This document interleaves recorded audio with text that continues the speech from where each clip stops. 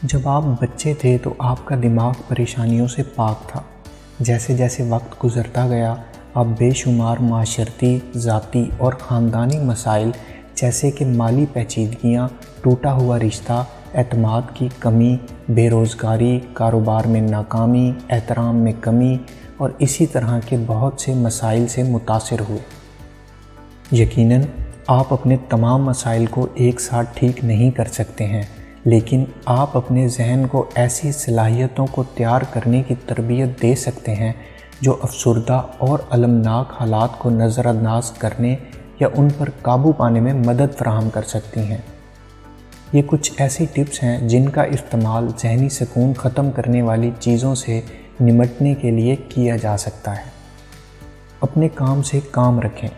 जब आप उन चीज़ों के बारे में फ़िक्रमंद होना शुरू कर देते हैं जिनका आपसे कोई ताल्लुक़ नहीं होता है, तो आप अपनी सोच के अमल पर अपनी गिरफ्त खो देते हैं, जिसके नतीजे में अक्सर मनफी सोच ज़हनी सुकून को परेशान करती है।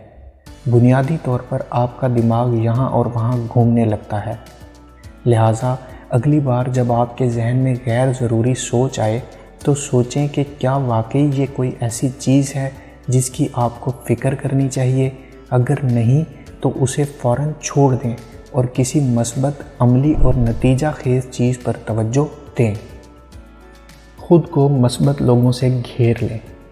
मनफी तबसरों को नज़रअंदाज करें और मनफी शख्सियात से दूर रहें।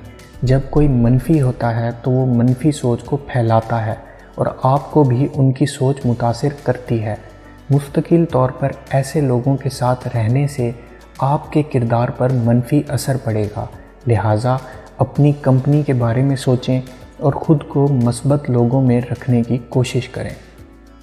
दूसरों के बारे में ज़्यादा ना सोचें। इस अजीम कहावत को याद रखें, छोटे दिमाग लोगों पर तबादला ख्याल करते हैं, औसत जहन वाक़यात पर तबादला ख्याल करते हैं, आला जहन ख़यालात पर तबादला ख्याल करते हैं और अजीम जहन खामोशी से काम करते हैं। अपने दिमाग को दूसरों से मवाजना करने की इजाज़त ना दें, क्योंकि ये आपकी तौहीन है। हसद ना करें, ये दिल को मारने की बीमारी है। जल्द अज जल्द इससे छुटकारा हासिल करें। जब आप हसद करते हैं तो आप दूसरों में गलतियां ढूंढने पर तवज्जो देते हैं, चाहे उनमें वो ना भी हों। ये आपकी रूह को जहर देता है और ज़हनी सुकून को ख़त्म करता है। सादगी अपनाएं। आपके किरदार और तर्ज़ ज़िंदगी में सादगी तनाव पर काबू पा सकती है और आपकी खुशी के इशारिया को बेहतर बना सकती है।